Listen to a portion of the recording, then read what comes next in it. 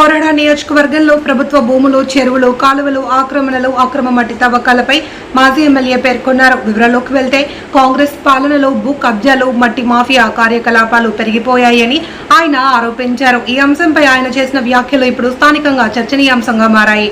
కోదాడలో నిర్వహించిన మీడియా సమావేశంలో మాట్లాడిన మాజీ ఎమ్మెల్యే బొల్లం మల్లయ్య యాదవ్ నియోజకవర్గంలోని ప్రభుత్వ భూములు, చెరువులు, కాలువలు, కొండల్లో ఆక్రమణలు జరుగుతున్నాయని ఆరోపించారు. గణపవరం గ్రామ చెరువులో సుమారు 20 ఎకరాల మేర ఆక్రమణ జరిగింది అని, చెరువు భూమిని చదును చేసి రియల్ ఎస్టేట్ ప్లాట్లుగా మార్చే ప్రయత్నాలు జరుగుతున్నాయని ఆయన పేర్కొన్నారు.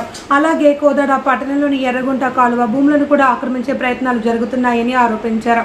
మోతెం మండలం ఉర్లకొండ గ్రామంలోని రాయికుంట చెరువులో రాత్రి వేళల్లో జేసీబీలు, ట్రాక్టర్లతో అక్రమంగా మట్టి తవ్వకాలు కొనసాగుతున్నాయని, స్థానికులు ఫిర్యాదు చేసిన అధికారులు స్పందించడం లేదని విమర్శించారు. కోదాడ సూర్యాపేట ప్రధాన రహదారిపై సుమారు 20 కోట్ల విలువైన చెరువు భూమి ఆక్రమణకు గురవుతుంది అని, యాదవ్ నగర్లో మున్సిపల్ స్థలంలో అక్రమ నిర్మాణం జరిగింది అని కూడా ఆయన ఆరోపించారు.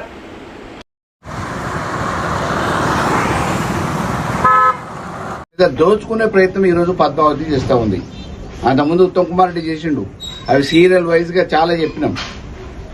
ఎక్కడ ఏ సందర్భంలో అన్నిటిని మేము నిరూపించడానికి సిద్ధం అంటే వాళ్ళు ముందుకు రారు. పక్కనుండే కొంతమందిని మామూలుగా భజన పర్లను పెట్టుకొని ముందు పెట్టుకొని కన్నలు నిప్పించే ప్రయత్నం చేస్తాం. సరే పర్వాలేదు, నేను ఈరోజు ఏదైతే ఆరోపణలు చేస్తున్నానో వాటిని ఖండించడానికి కొంతమందిని భజన పర్లు తయారు చేసుకున్నారు. వాళ్ళకన్నా ప్రమోషన్లు వస్తున్నాయి. నేను ఎప్పుడెప్పుడు మామూలుగా ప్రెస్ మీట్లు పెట్టినా తిట్టినా వాటిని ఖండించడానికో భజన పనులను తయారు చేసి ఆ భజన పనులకు ఆ రకంగా పదవులు దొరుకుతున్నాయి, ప్రోత్సాహాలు దొరుకుతున్నాయి, మంచిదే. కానీ వాస్తవాన్ని అయితే గుర్తించాలి కదా. ఇటువంటి పరిస్థితులలో ఈరోజు ఎఫ్టీఎల్ భూములు, శిఖం భూములు, చెరువులు అన్నీ మాయమైపోతున్నాయి. మట్టి మాఫియాకి అడ్డాగా కోదాడు మారింది. ఒకప్పుడు మా మీద ఆరోపణలు చేసిరు.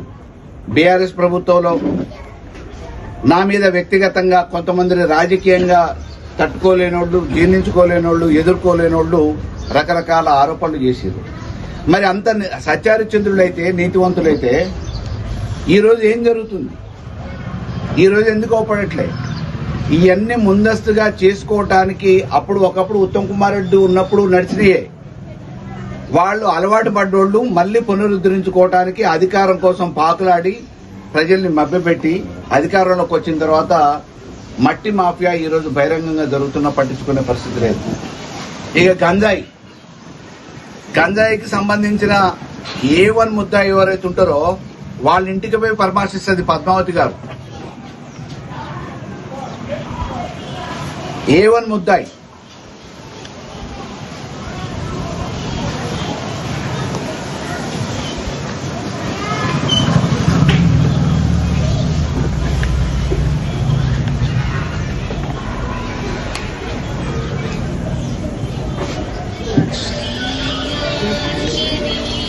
నాగుల్ కోరబండ. వీడు గంజాయి కేసులో A1 ముద్దాయి. వీని ఇంటికి పోయి పరామర్శిస్తుంది పద్మావతి. గంజాయి వ్యాపారం చేసిన పట్టుబడ్డ బండి మీద భద్రత, హెల్మెట్ భద్రత, రక్షణ అని చెప్పేసి ర్యాలీ తీస్తే పోలీసు ప్రజాపాలనలో భాగంగా ఆ గంజాయిలో పట్టుబడ్డ బండి మీద హెల్మెట్ లేకుండా నడుపుతాడు. వెనక కూర్చున్నాడు గంజాయి దొంగ.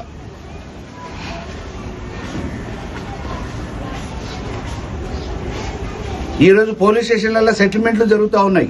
సివిల్ పంచాయతీలు, వాడో వీడో అప్పు లావాదేవీలు జరిగిన సివిల్ పంచాయతీలు కూడా ఏం చేస్తున్నారు? పోలీస్ స్టేషన్కి చెక్కులు ఉన్నాయి రా అని చెప్పేసి బ్లాక్ మెయిల్ చేసి అప్పులు తీసుకున్నవాడు ఎగ్గొట్టడానికి ఇవాళ పోలీసు వాడు ఒత్తాసు పలికే కాడికి వచ్చింది.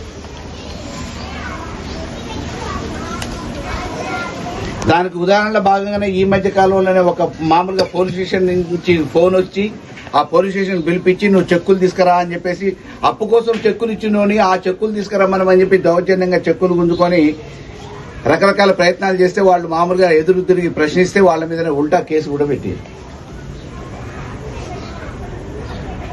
ఈ మధ్య కాలంలోనే ఒక మర్డర్, అది బార్ల దాగి బయటకు వచ్చి కొట్లాడుకొని వాడు కొడితే లారీ కింద పడ్డాడు వెనక. దాన్ని యాక్సిడెంట్ కేసుగా చిత్రీకరించే ప్రయత్నం చేసి మరి కోదాడలో ఇన్ని అన్యాయాలు జరుగుతూ ఉంటే, ఒకవైపు అవినీతి జరుగుతూ ఉంటే హైదరాబాద్ లోనూ బెంగళూరులో కూర్చున్న పద్మావతి చుట్టపు చూపుగా ఎప్పుడో ఒకసారి వస్తే కోదాడిని ఎవరికి దోచిపెట్టడానికి ప్రజాప్రతినిధిగా ఉంది అని అనేది ఒకసారి ఆలోచించాలి. కోదాడులో ఉన్న ఏ సంపద అయినా, భూ సంపద అయినా, ఇతరత్ర ఏ సంపదలు ఉంటే ఆ సంపదలు దోచుకోవడానికి హైదరాబాద్ లో కూర్చొని కమిషన్లు తీసుకొని లైసెన్సులు ఇస్తే, అధికారులకు ఫోన్లు చేస్తే, అధికారులు మౌనం వహిస్తే, ఈడ ఇష్టారాజ్యంగా కోదాడులో ఉన్న సంపదను దోచుకోవడానికి ప్రయత్నం చేస్తూ ఉంది టూరిస్ట్ మాదిరిగా. మరి కోదాడిని ఎవరిని కాపాడాలి, ఎవరు కాపాడాలి?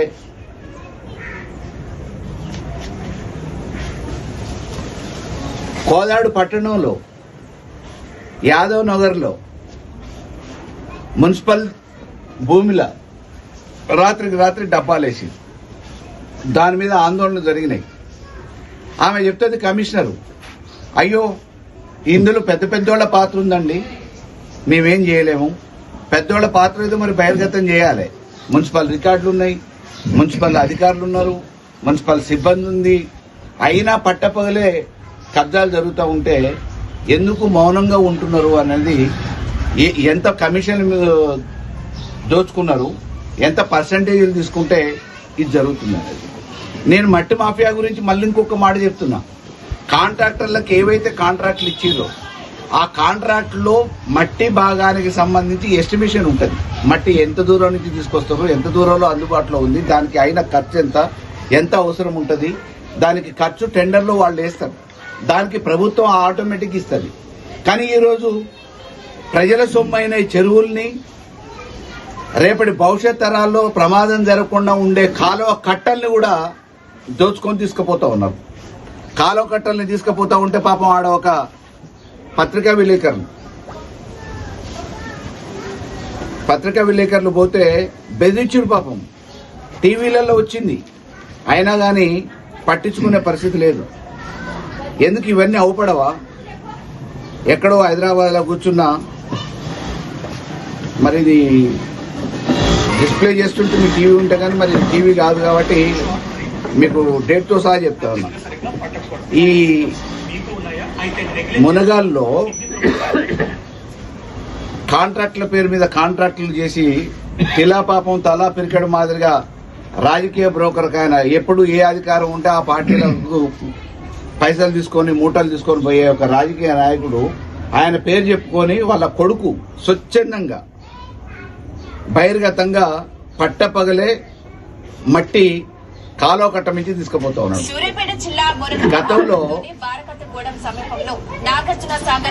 గతంలో ఇంటి కోసం ఎవడన్నా ఒక ట్రాక్టర్ 2 ట్రాక్టర్లు తీసుకుపోదామంటే ఎన్ఎస్పీ అధికారులు ఏమంటే పోలీస్ స్టేషన్లలో కేసులు పెట్టి వెళ్లిన మీడియా ప్రతినిధిని ఓ వ్యక్తి బెదిరించినట్లు సమాచారం.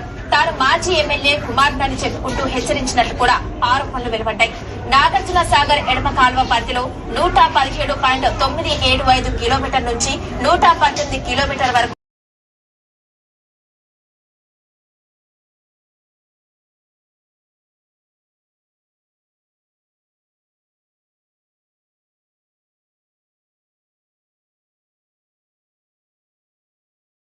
ఇప్పటి భవిష్యత్ తరాలకి ఇబ్బంది కలగకుండా కాలువ కట్టలు ఎటువంటి ప్రమాదానికి గురి కాకుండా ఉండటానికి అడ్డుగా వేసిన కాలువ కట్టల్ని కూడా తీసుకుపోతుంటే ఈ ఎమ్మెల్యేకి భాగస్వామ్యం లేకపోతే ఎందుకు మౌనం వహిస్తుంది? గతంలో మనకు కొన్ని అనుభవాలు ఉన్నాయి. నాగార్జున సాగర్ లెఫ్ట్ కెనాల్ రామచంద్రపురం దగ్గర తెగిపోయింది. దాని ప్రభావం, దాని పరిణామం ఆఖరికి చిలుకూరు మండలం నారాయణపురం చెరువు దిగటంతో పాటు తొగరే గ్రామం కొట్టుకుపోయేది. అదృష్టవశాత్తు కొద్దిగా కాలువ దెంపటంతో, డైవర్ట్ కావడంతో తొగరే గ్రామం మిగిలింది. దాదాపుగా నారాయణపురం గ్రామంలో 500-600 ఎకరాల పంట భూమి ఇప్పటికి కూడా మేటబట్టి ఉన్నది. పంట నష్టం జరిగింది. రామచంద్రపురంలో కూడా అదే జరిగింది. దానివల్ల 1000 ఎకరాలలో పంట నష్టం జరిగిన అనుభవాలు ఈ కాంగ్రెస్ ప్రభుత్వంలో ఉన్నాయి. దాన్ని కాంట్రాక్టుల కోసం కాలయాపన చేశారు. పంటలు ఎండిపోయినాయి.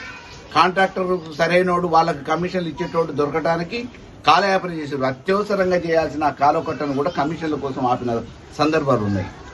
ఇవాళ రోడ్లకి మామూలుగా ఎక్కడ చూసినా కానీ 10% ఎక్సెస్, 20%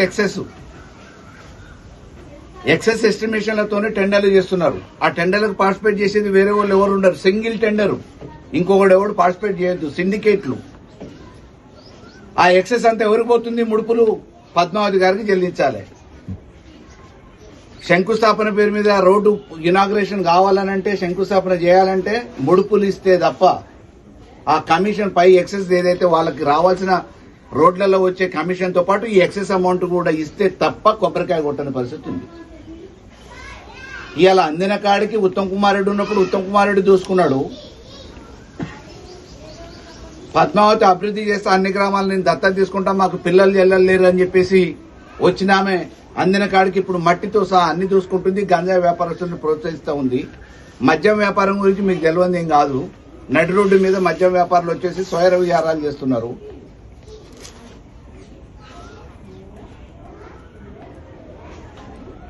మరి ఇక్కడ ప్రజాస్వామ్యం ఉందా లేదా, ప్రభుత్వం ఉందా లేదా, సపరేట్ రాజ్యాంగం ఏమైనా నడుస్తుందా, ఉత్తమ దంపతుల రాజ్యాంగం నడుస్తుందా తెలియట్లేదు.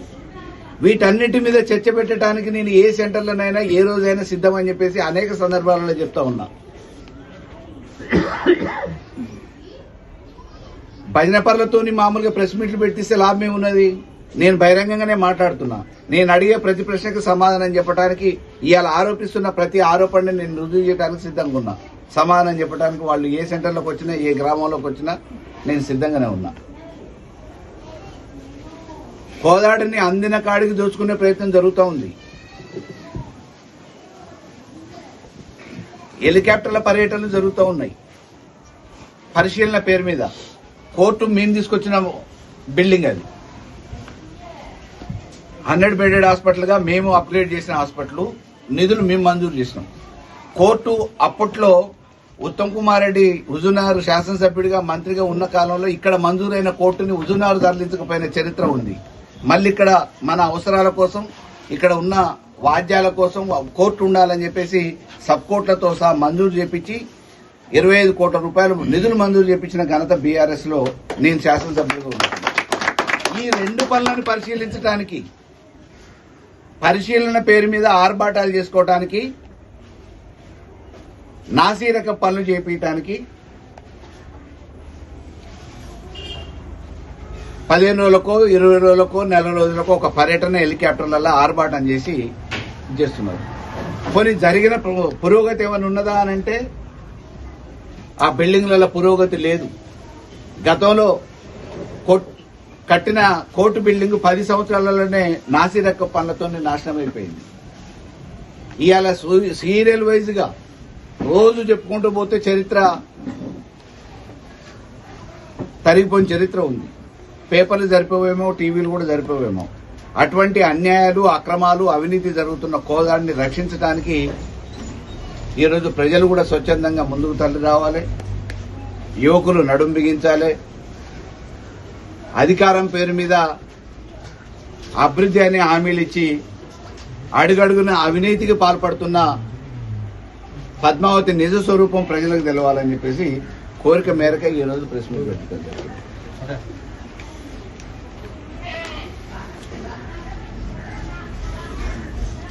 కొండలన్నీ కరిగిపోయి మళ్ళా చెరువులు అవుతుంది. అంటే ఏ రకంగా అవినీతి జరుగుతుంది అనేది మీరు అర్థం చేసుకోవడానికి ఒక ఉదాహరణ ఇది. అది కూడా మామూలుగా నేను ఉత్తగా ఏం చెప్పట్లే, పత్రికలలో వచ్చిన వార్తే చెప్తున్నాను. ఇవాళ పతాక శీర్షికన తాటికాయ అంత అక్షరాలతో వస్తున్నా పట్టించుకోవట్లే. టీవీలలో గంటల కొద్దీ చెప్తున్నా అవినీతి గురించి పట్టించుకోవట్లే. ఇష్టారాజ్యంగా పోలీసు వ్యవస్థ నడుస్తూ ఉంది. అక్రమ కేసులు పెడతా ఉన్నారు. అడిగిన మీద దౌర్జన్యం జరుగుతూ ఉంది. కాబట్టి కోదాడు రక్షించుకోవడానికి ఈరోజు ప్రజల చేతుల్లో ఉంది. కాబట్టి ప్రజలు ఆలోచించాలని కోరుతారు. ఇంకా చెప్పడానికి చాలా ఉన్నాయి, మరి మీరు రాయాలి కాబట్టి